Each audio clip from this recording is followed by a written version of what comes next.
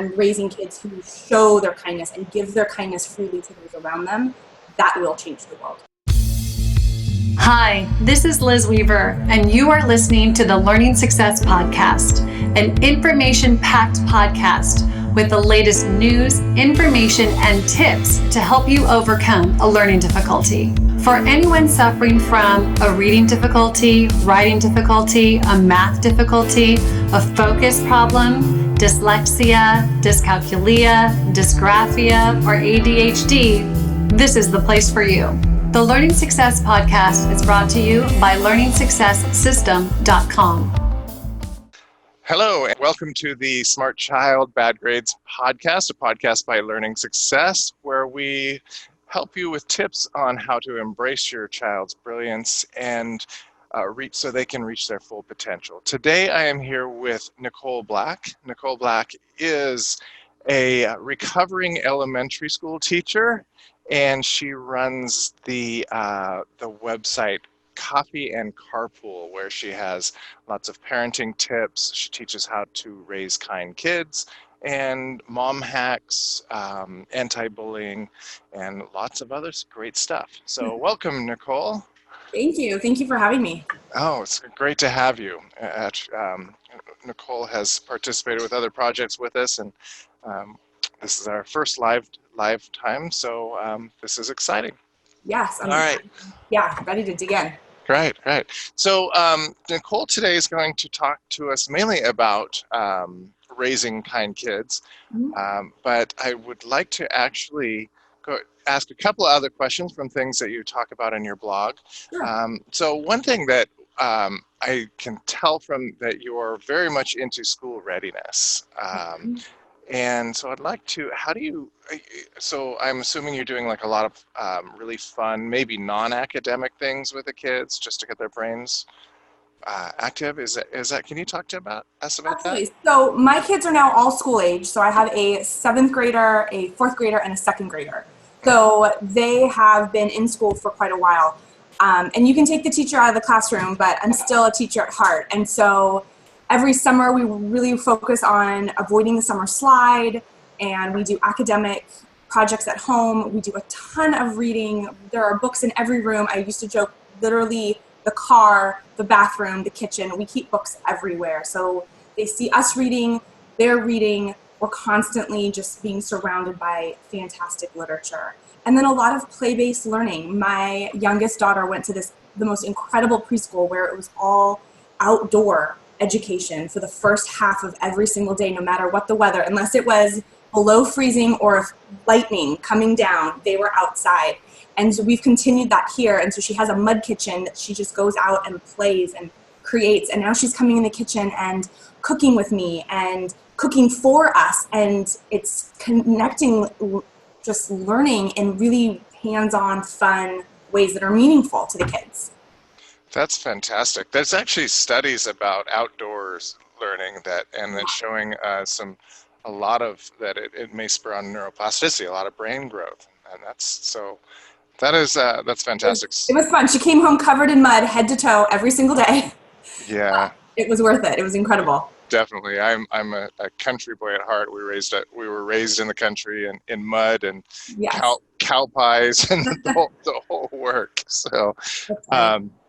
So how about like the things that would be distractive to the kids that some parents would use a lot just to occupy them, like electronics? Do you limit electronics and keep them more active in things, or how do you deal with that? You know, I obviously try to. We all try to, but real life sneaks in, and screens have a place in our lives, and they're very cool. So we do allow screen time here. I try not to put a strict limit on it because sometimes things happen. I work from home. I need some flexibility. Sometimes I'm on an interview and they're home from school, and it just happens. So we try to keep them as active as possible, as busy as possible, but also give them board time. I have found that when we take away screens in the afternoons, they get upset for a little bit, and they're constantly, I'm bored, I don't know what to do, and they end up being a little bit more bickering towards each other, and then it settles in, and they find something to do, and they either go their separate ways, or they come together as a threesome. Last night they came up with this game that involved darts and a map of the United States. And my husband and I, we just went with it. We're like, okay, great. We sent them on a walk with our dog with some walkie-talkies around our neighborhood. So we try to limit the screens, but screens are a normal part of what we kind of have. And since my kids are older and we can use learning apps and my son is really into Words with Friends now, and it's helping his spelling skills. So we're able to use them, but we do try to limit them. Sure. Yeah. It's interesting that they get irritable when moving. I mean, that's pretty obvious when you think about it, because they're such a easy entertainment for the brain, and you take that away, and that there's like always a little buffer of like, I know it's going to get worse and then it'll get better, and then they can go find something they draw, or they're creating, or they're playing soccer in the backyard, or exploring somewhere. So right, very interesting. Yeah, in today's world, it's difficult for parents because they do need both. It is definitely part of our world, and more so every day. But you can't get it if they take them away from the physical activities, the body activities, and all of that. You can run into trouble. Yes. So Absolutely. Good. So on your website, you say those of us who have kiddos with special needs also have those who don't, and that's an interesting statement, because I know a lot of times when there is one child that is taking all of the attention, that the others can suffer for that. And so you obviously recognize that and deal with that. So can you speak to that? Yes. So my eldest daughter has a rare genetic condition. She has an invisible disability, if you will. It's called aniridia. She doesn't have irises, the colored part of our eye. And with that comes other just issues in life. So she has low vision. She has poor depth perception. She can't see far distances. Depending on the day and how tired she is, she can be classified as legally blind. And then my middle guy has severe food allergies. So actually I struggle even more as that as being a special need, because his is much more life-threatening than hers is. And so then my youngest daughter is my healthiest kid. And she doesn't have, I literally was at the pediatrician yesterday, and her part of the appointment took maybe 10 minutes. Doctor's like, do you have any worries? I'm like, no, we don't. And she came home, she's like, how come you spent so much time talking about her brother? I said, well, we had other things that we needed to talk about. So it's part of it. It's part of the game, and they're sensitive to it, and it helps them understand that everybody's different. I think kids who are raised with siblings with special needs have this incredible empathy, and they understand bigger picture things, and they have a bigger capacity for love, loving everybody and everything just as it is. But there's some negatives to it. And so we try to really spend quality time with each child and pour into them and love them using their love language, so that we're really connecting almost as like a proof of love activity. So we're proving our love. It's obviously we all love our kids, but when we take the time to prove it to them, they know it in a much deeper way, and it alleviates sibling jealousy and rivalries. It builds a stronger family identity, and I wholeheartedly believe it actually sets them up to want to be kinder to everyone else around them. I see. So you're proving it to them mainly through individual attention, through well, whatever each child needs. So my eldest needs quality time. My youngest needs physical touch. My son is physical. He will constantly just be wanting to hug and touch. So I give that to them. I lay down next to them. I stop what I'm doing and just lay. The other day, my daughter was on the couch, and we had a rough day, and I knew it. And I just came and I just like wrapped myself around her. I didn't say anything. I just put my arms around her. And she looked at me and she said, I love you too, Mama. And I didn't say I love you. She just felt it. But if I had done that to my oldest daughter, she would have been like, oh, you're on me, you're heavy, get off of me. She wants quality time. Like the touch is not her jam. So I could have, knowing what your kids need is really powerful, because then you can give them exactly what they need when they need it. Right. Yeah, you said their love languages. Is that from the book, the 5 languages? So I think it's Gary Chapman. He has the 5 love languages. He has quizzes online. They're free, so you can figure out what your love language is, what your kids are, and then you can give them basically what they're needing to prove how much you love them. So I think it's really powerful stuff. That is powerful. So you did that with your kids. Honestly, I figured it out. I didn't even use the quizzes for them. I listened to a podcast that he was doing, and he said basically children, and adults too, but children show love how they want to get it.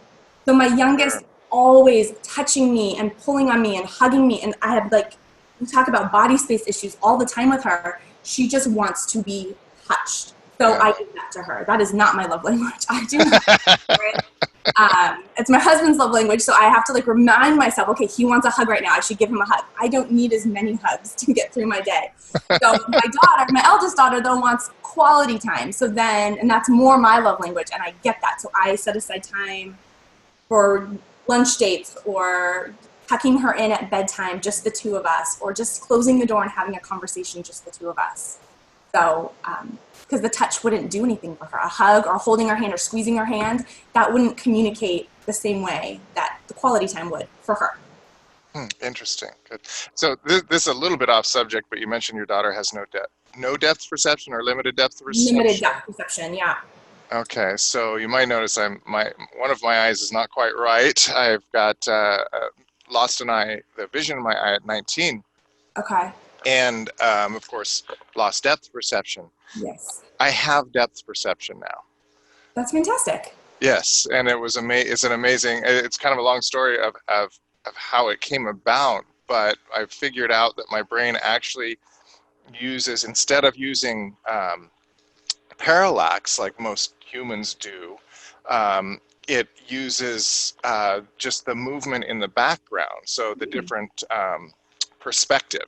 Okay. So everything at a different distance has a different perspective. So probably what's happened is my right occipital lobe, because I've lost my sight in my left eye, didn't have any use, so it remapped to process perspective more.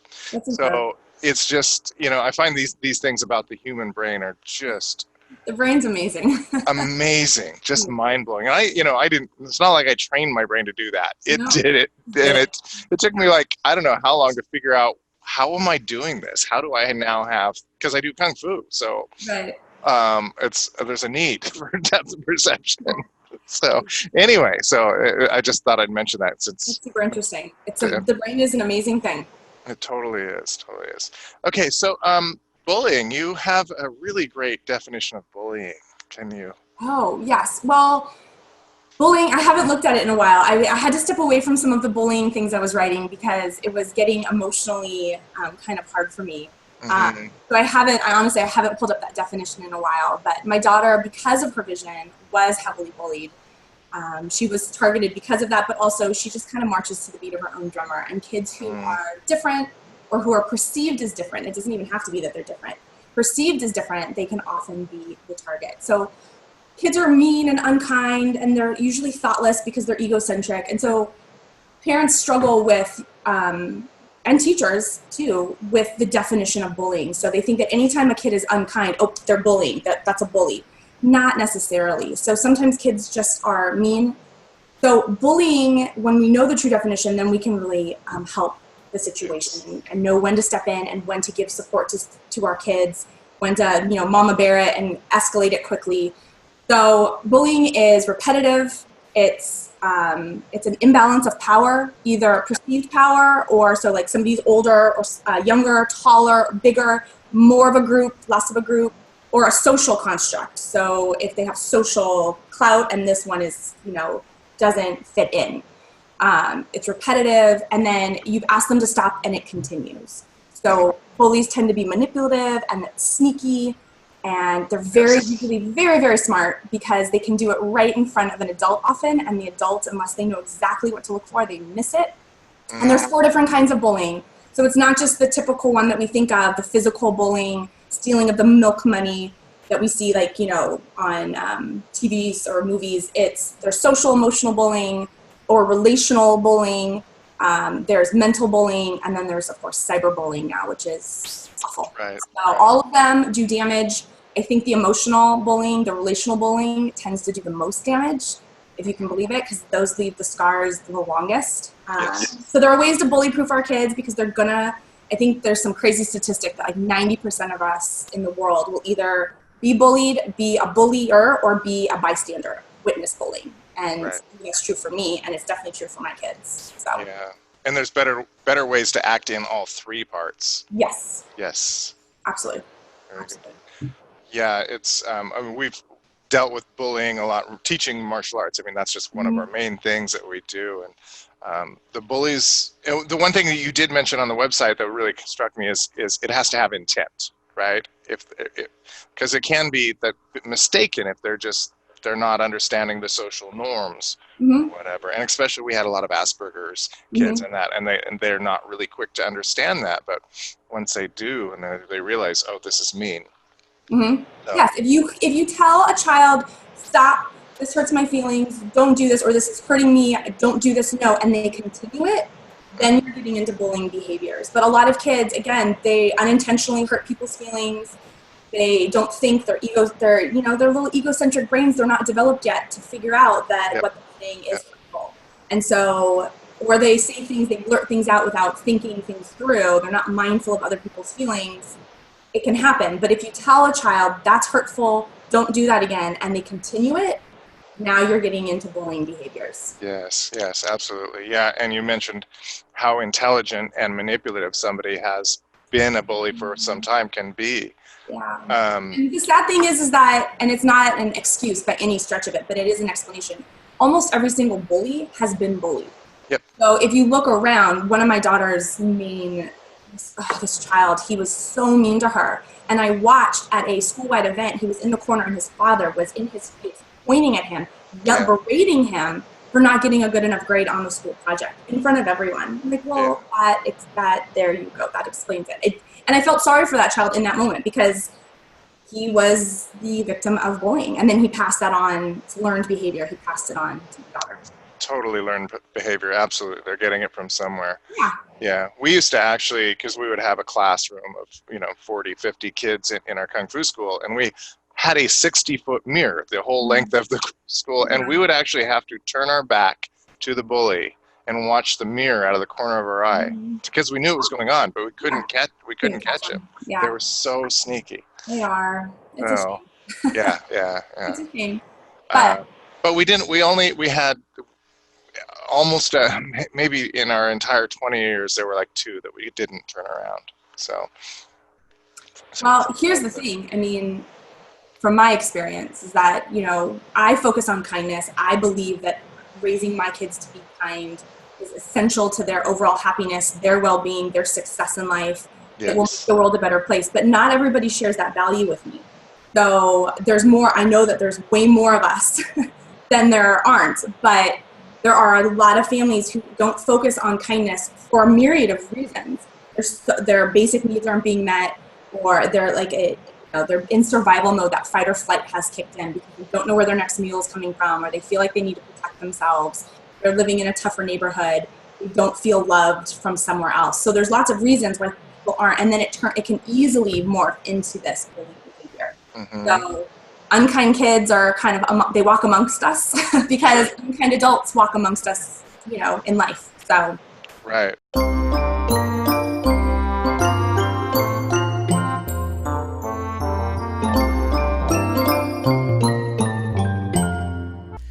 Do you have a smart child who is struggling in school? Are you feeling overwhelmed? Do you feel like the struggle is holding your child back from their true potential? Maybe the anxiety and worry over your child's future just beats you down every day. You don't have to live that way. Learn how to stop a learning disability from becoming a life disability. A child with a learning disability is stressful for the child and the parent. The disability may be eroding their confidence and shattering their self-esteem. Other people may perceive your child as unintelligent and antisocial. If not addressed and fixed early, the child may develop permanent challenges later in life when looking for a good job or meeting a potential spouse. Our current school system does not know how to properly help our children, but at Learning Success, we do. We've created a system you can easily do at home with your child. And with just 15 minutes per day after school with your child, you can save them from a life of struggle and heartbreak. Learn how to unleash your child's potential and embrace their true intelligence. As a special gift for being a loyal podcast listener, we're going to give you a free trial of the Learning Success System. Try it out absolutely free for 15 days. If it is not the perfect fit to help your child succeed in school and in life, just cancel before the trial ends and pay nothing. You even get to keep the free bonuses. Go to www.learningsuccesssystem.com/podcast to get your free trial now. You'll be so happy you did once you see the great grades your child is capable of getting. Imagine being so proud of your child when they bring home a great report card and hand it over with a beaming smile. Get your free trial now at www.learningsuccesssystem.com/podcast. You've got nothing to lose except the stress and anxiety that is holding you and your child down. I'll see you there.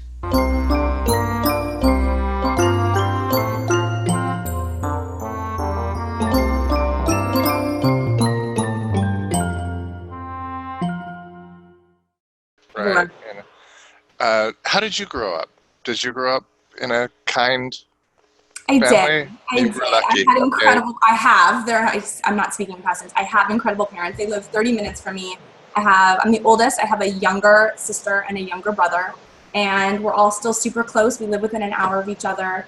We see each other often. I had great models. My mom was my Girl Scout leader. The value of being honest and integrity and being kind to others and being a helper in life, just helping people when you can, was instilled in me from a very young age. That's awesome. That's awesome. Very good. Yeah. I'm married. I'm a Girl Scout, a lifer. It's part of who we are. I'm married an Eagle Scout. Like it's who I am and who I surround myself with. Absolutely. Very good. Yeah. Okay, so what is kindness? How do you define it? That's super tricky, I think, because we say be kind and we don't ever then explain it. So I think kindness is a lot of things. Kindness is going out of your way and helping somebody else make their day a little bit better, make their day a little bit easier, preferably both. It's including other people. It's turning around behind you and not slamming the door in someone's face on accident. It's being mindful of people around you, knowing that you're not the only one. So scooching to the right so people can pass you, your manners. It's not expecting anything in return for your kindness. So we sometimes confuse kindness with niceness. We use them interchangeably in our society, and I think they're very different. So nice people, that's great, but that's not, for me, that's not my goal. So nice people they're trying to get something for it. They're kind to the CEO, but not the janitor. So that's nice. Kind people are kind no matter what. It's not conditional on who's watching. It's not conditional on what they're going to get in return or if they're going to get something out of it. They're doing it out of the goodness of their heart. It feels good just because they can. It lifts people up because you actually like people. Kind people like people, and they want to help and make the world a better place. Even if it's just for a second, even if it's just for that one person. Okay. So that's my definition of it. So basically the difference is you're putting it out there with no expectations of any return. It's not conditional. I'm going to be kind because I have chosen to be kind. In my house, we talk about kindness is not an option, like you're just going to be kind. But kindness is, in life, it's a choice. And if you're choosing to be kind all the time, then you're kind. There are days when I don't feel like being kind, but I'm also not going to then be mean. I don't retaliate towards people that hurt me or wrong me. I can walk away and protect myself emotionally without being mean. But I have chosen to be kind because that's what makes me feel good about myself. That's a value that I have chosen. Nice people tend to do it when it's convenient or if they think they can maybe get something out of it. It's more like the Eddie Haskells of the world. So do you remember Leave It to Beaver where he was so nice to the adults and then as soon as the adults were gone, like that persona was kind of gone. So nice people aren't always as manipulative as that, but sometimes there's just an edge. Well, if I leave a bigger tip, my boss will see it. Okay, that's nice. You're leaving a good tip. That's a good thing for the server. But if you did it for no other reason than to leave a good tip because they were a great server and you know it's going to help their day, or they mentioned that they mentioned they had bills, you do it just because you know it's going to be amazing. You don't do it for the recognition. That's on the kindness side. Does that make sense? It's the same action, but the motivation is different. It makes a lot of sense, and it goes right into something that, I teach my students, that you are a certain attribute because you do that thing. Mm-hmm. Yes. You don't do that thing because you're that attribute. Yes. Yes. And what that's saying is that one of the things interesting that I think that happens when you act in the way that you're describing is that you are telling your subconscious mind what type of a person you are. When you do something without any expectation of return, then it's got to be telling your subconscious mind that what other reasoning can it give, right? I think it's got its own little brain back there. Yeah. I've heard quite a number of an example. I've heard of a lot of really wealthy people say that they became wealthy after they started giving away wealth in ways that could not be perceived, that nobody would know, anonymously, right? Not for a return. So, and you can do that with, of course, any attribute, right? Yes, there's tons of stories like that are so great. So don't wait to be wealthy to give what you have. If you have, you give away a nickel. So absolutely, generosity, giving out to those who are less fortunate, because there's always going to be somebody who is less fortunate than you. So giving what you can, when you can, as often as you can, before you feel like you can. It's amazing. And there's so many stories of people who gave away their last $5. I think Tony Robbins has a story like this. They gave away their last $5, and then the next second, something happened that changed their life. Yes, yeah. There are a lot of stories like that. It's fantastic, yeah.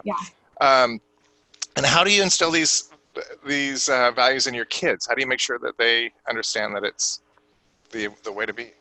Yeah, so one thing that we've done from the very beginning, from when they were very young, is we only have 2 family rules. That's it. We don't have a long list. And I'm a rule follower. I try to run a respectful home where they're respected. I'm respected. We use positive parenting techniques. We listen to them. We hear them. We're not authoritative in that way. But we have 2 rules. One of them is to listen the first time. So if I ask you to do something, you do it. And that takes care of most safety things and just life things. But the other one is be kind. It is one of our only 2 family rules. And when we talk about our family rules, and we talk about them almost every single day, as they're getting out of my car, as I'm dropping them off to a play date, as they're breaking a rule, we talk about it. Who broke a family rule? What are our 2 family rules?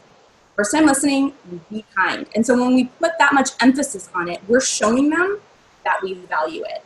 That's one of the simple ways. We keep it simple too, because then it's easy to remember. My toddlers knew it. They had it memorized. They knew. Really? Be a first-time listener and be kind. And we talk about it when they are following the rules. You are following our family rules. I appreciate that. That was a really kind thing to do. So we are relentlessly consistent about it. I let a lot of things slide because you have to pick your battles as a parent. Kindness is one I choose to pick every single time. I call them out on even the smallest of things, because the small things, the sarcasm, the little digs, the mean little kickbacks, those add up to create a family environment that is negative and just feels unsafe and feels not welcoming. And so I focus on that. Even the small little moments, I focus on those. And those are the battles that I pick. I leave the socks on the floor, and we'll get to those later. But I focus on the kindness. Good. So when you talk about it often, they know that I value it. So you're constantly doing positive reinforcement. You're catching them in the act of... Both. So we praise all the time. So there's 2 ways to praise, I think. Kindness. You can praise the behavior. Wow, that was a really kind thing to do. That's incredible. Or you can praise the child. So you are kind. I try not to label kids with those kinds of things, but with kindness, I do it. You are a kind kid. You are a kind boy. You are just so kind. If they keep hearing it, they will believe it. It will become part of their inner voice. So we are constantly praising. And then we can wean them back from it. Because again, we want their kindness to be unconditional. We don't want them to expect the praise. But for our young kids, for kids who are really struggling, we dump the praise on heavy. Because then, one, it increases the likelihood that they'll want to keep doing it. You repeat behaviors that get the most attention. Yes. So we keep putting the praise on, and then we can wean them back from it. We can walk back from it, and I can just wink at my son when I see him do something kind, or like we do a lot of I love you signs. So I can flash them the I love you sign. Like, I saw you, I saw that kindness, that's amazing, but I don't have to then say it every single time. And then if the unkindness kind of kicks back in, my kids kind of go in waves during the summer when they were home together. Bickering started, I had to then start dumping the praise back on again when I saw even the smallest acts of kindness. Because then it reminded them, oh yeah, that's right, this is how we do things. Right. Yeah, what's that? In that type of training, in the dog world, they call it clicker training, but it works fantastic with humans too, and I do it all the time myself. So yeah, I've got certain things that I do when my students do really well, and I'll clap my hands and jump up and down and stuff like that.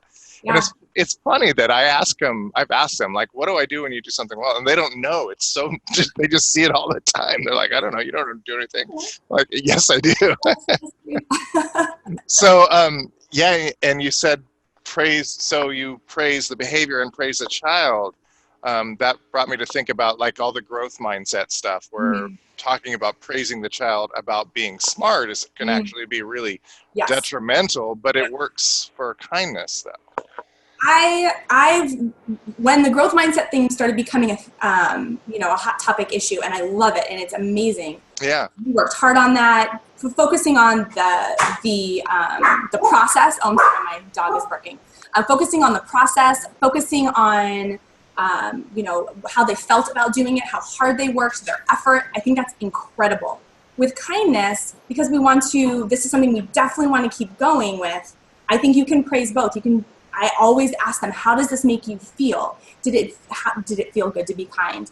And we talk about that, and we pause it so we can connect the emotion of what they're feeling to their action. And because scientifically they've shown that your body releases dopamine when you do something that's kind for someone else, when you give to someone else, whether it's a kind word, a smile, helping someone, you release dopamine. So connecting that moment when it feels really good and you feel happy to being kind, it then reminds them to do it more often. So I don't mind using the label kind and labeling a child, wow, you're a really kind kid, because it keeps it going. I see where the smart becomes detrimental, and so about 3-4 years ago, we stopped using that label. But I keep the kindness label. Yeah, it makes perfect sense. It's brilliant. I really like that. And so, you mentioned the dopamine hit, and so that has to be immediate. Yes. Correct? You can. Yeah. So when I see my kids being kind, I can say, oh my gosh, how did that feel? Or kids who have less emotional intelligence or who are struggling a little bit, or maybe I can't connect the two, I can say to them, you must feel really proud of yourself. Giving them the emotion at that moment.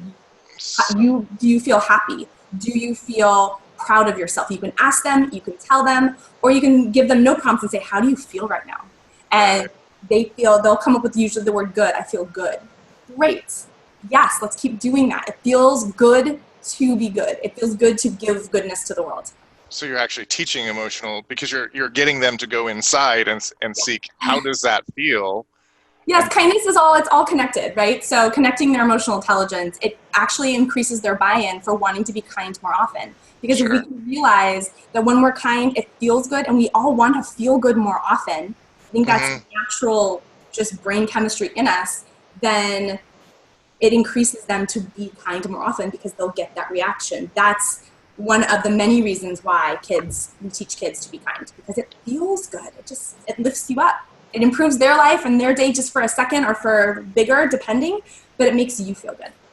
Right. Well, dopamine is highly addictive, and that's a good thing. So, yes, use it to our advantage, right?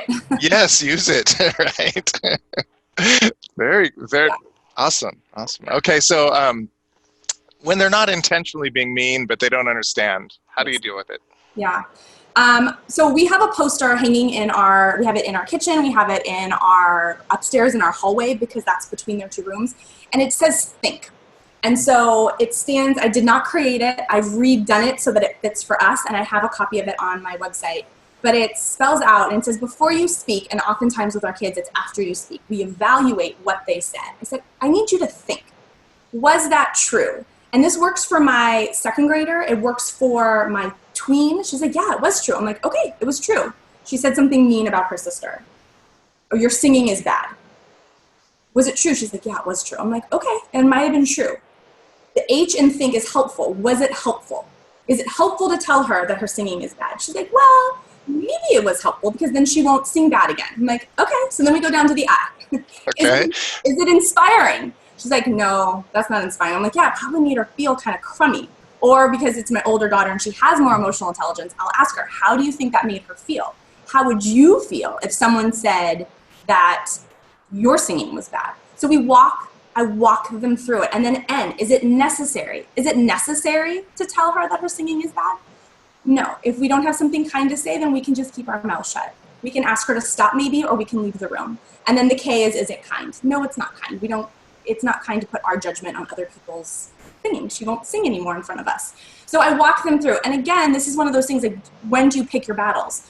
With this stuff, I pick them every single time. If I hear unkindness, I pause and I walk my kids through this. I want them to take the time to realize that they were either being hurtful on accident, a lot of the times it's unintentional, or hurtful kind of on purpose, just they were kind of just pushing each other's buttons, trying to get that last little dig in. And walking them through the think model has really helped my kids be mindful of other people's feelings, put themselves in other people's shoes. And again, this is really, really hard because our kids, their little brains, they're still so egocentric. It's not their fault, but we can teach them to think of other people and how other people might be feeling. Right. Does that process eventually become somewhat automatic with them? Yeah, if you do it often enough, absolutely. So now I can just look at my kids and say, I need you to think. Yes. Just think. Just pause and think. Or if I can see one of my children had said something kind of unkind to the other, I pause both of them. And I look at the other one who wants to like kind of go back. I'm like, well, you can be mad without being mean. We don't need to retaliate. But I need you to think. Think about what you're going to say before you say it. Is it true? Is it helpful? We go through it. Is it inspiring? Is it necessary? Is it kind? You can just say, don't say that to me. That hurts my feelings. You need to stop. So walking them through it. And it does become more of a habit. Anything you do repetitively, consistently, becomes a habit. It becomes their knee-jerk. Rather than that knee-jerk to be like, to jab back, it can be, hey, that wasn't cool. That's not kind. Don't talk to me that way. Mm-hmm. Give them those words. Right. At the subconscious level, you're probably overriding that knee jerk and building a new. But it comes with a disclaimer. Like, are kids going to be perfect all the time? Are they going to be kind all the time? Absolutely not. My kids are not perfect. They are not kind 100% of the time. But they are kind more often than not. They are kind without being prompted more often than not. It's becoming a habit. It's becoming their go-to. So I'm needing to regulate their behavior less. I'm less of a referee. Our home is calmer and more peaceful, and it's just happier. And I can be there rather than having to constantly parent their relationship with each other. I see. Good. So you mentioned between your kids when one's not kind to the other, and what about other kids when they're not kind to your children? And so this is really, really tricky because a lot of parents have written me saying, okay, my biggest concern is my child doesn't understand why I tell them to be kind, and they are kind, but then other people aren't kind to them. It either hurts their feelings, they don't understand it. Well, if he's not going to be kind to me, how come I have to be kind back? So focusing in on the why we're kind, really helps kids with this part. So we're kind no matter how other people treat us. I don't have to be a doormat. I don't have to take it. I don't have to be friends with people that make us feel bad about ourselves. Every preschool teacher probably hates that I say this, but I don't make my kids be friends with everyone. They have to be friendly and they have to be kind, but forcing our kids to be friends kind of sets them up for unsafe relationships. With that said, they don't need to take abuse, mental, emotional, or physical abuse from unkind people. So I walk my kids through this. You can walk away. You can go somewhere else, physically go somewhere else. We talk about the difference between tattling and telling and getting help when you really need it. And kids who feel confident and are able to and get confidence from things like Kung Fu. I put my daughter in karate so that she could have some more confidence to say, no, stop. You don't get to talk to me that way. So not all kids can do that based on their personality or their confidence level. They can always walk away. Go find kids that lift you up, that make you feel good, that are kind. But we have to walk them through it. And we talk about it a lot. We talk about kindness a lot, what a good friend is, what a good friend does, what a good friend wouldn't say to you. If a friend says to you, I won't be your friend unless you do this, then they're not really being a kind friend, and you walk away. Because in our family, that's not how we do things. Right. We're walking them through this because they're not going to be able to handle it on their own. They're really not. And this stuff happens in like the kindergarten yard. Sure. Oh, yeah. It happens shockingly young. I know it does. I know it does. Yeah, you mentioned some may not have the ability to just say stop or that. Yeah. Yeah, it's that's something that we train a lot. We even with 5-year-olds, we do a drill called a back off drill. And we just have like somebody impersonating a bully coming at them until they can put their hands up and yell loud enough. Stop. Just training that in. Yeah. And not just kids. My wife teaches a lot of women the same drill. An important skill. It is, and it takes a long time to break through that emotional barrier to do it. But we find once a person does, they're changed forever. Yeah. It's pretty amazing. Yes. Tattling and telling. You said. Yes. What's the difference? Okay, so tattling is trying to get somebody in trouble. Okay. Telling is getting help when you need it. So I taught my kids from a very, very young age, and this was more because they were the whining of, she did this, she did that, and I wanted to break it. Then I came to realize as I started diving into kindness is that it actually is really powerful for other reasons. So we want our kids to get help. We want our kids to know that help is available to them if they're experiencing a situation that is above their ability to handle it. So when my daughter was bullied, she didn't want to get her bullies in trouble. She didn't come tell me. And I was writing about bullying, and I was writing about these connections with my kids, and I was pouring into her, and it still happened. So I realized I needed to focus more on, you can always tell me. And she was afraid of what I was going to do. She knew I was going to get really, really upset. And so I started to learn to bottle my emotions a little bit more and keep more of an even tone when she was telling me these big things, and then kind of go mama bear later. So, but tattling is just trying to get someone in trouble. So I tell my kids, come and tell me if someone is hurt or if someone is about to get hurt. So, and that's emotionally hurt and that's physically hurt. And then when they come to me, I often say to them, go and if it's a situation that is safe for them to do so, I say, go tell that person, say stop. I give them the words, tell them, no, I don't like it. Tell them, this is my toy, you can have it when I'm done. Give them the words that they need so that they're starting to build up their toolbox of language that they have to be able to interact with people in positive ways without needing to come to me every single time. With that said, though, there are some times when they do need to come get an adult. They have to come get an adult because it's not appropriate for them to take care of it on their own. So teaching them the difference is really valuable. It's certainly good. So you've given us a lot of examples, but are there other ways that you get your kids to be kind just more often? Yeah, we work on it all the time around here. So we have a lot of fun challenges. We have a different one for every single holiday. We have like countdown calendars to Christmas and Hanukkah. We have letters that we write to servicemen and women and veterans. We do lots of fun little activities. I have a fidget spinner kindness activity and tic-tac-toe kindness.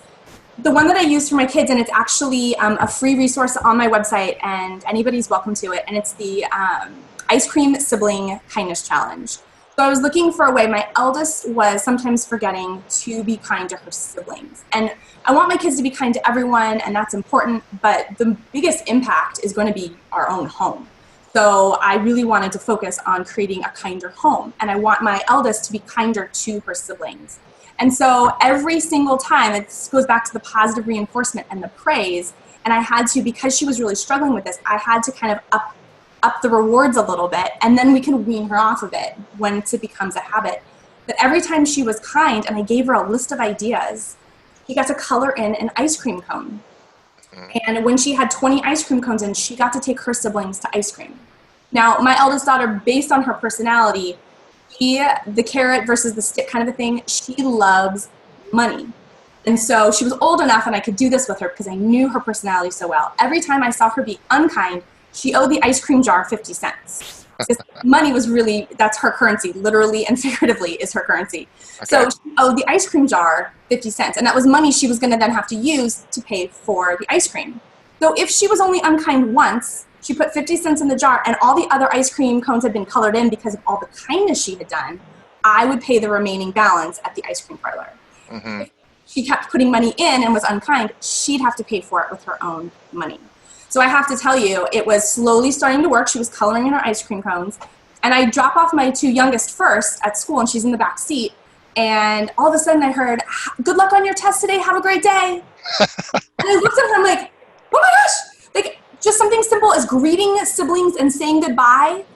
It was amazing. It was amazing. I'm like, that was so kind. Oh my goodness, just mentioning, because you knew that they were studying in the car ride over. And she's like, can I color in an ice cream? I'm like, yes, you can color in an ice cream cone.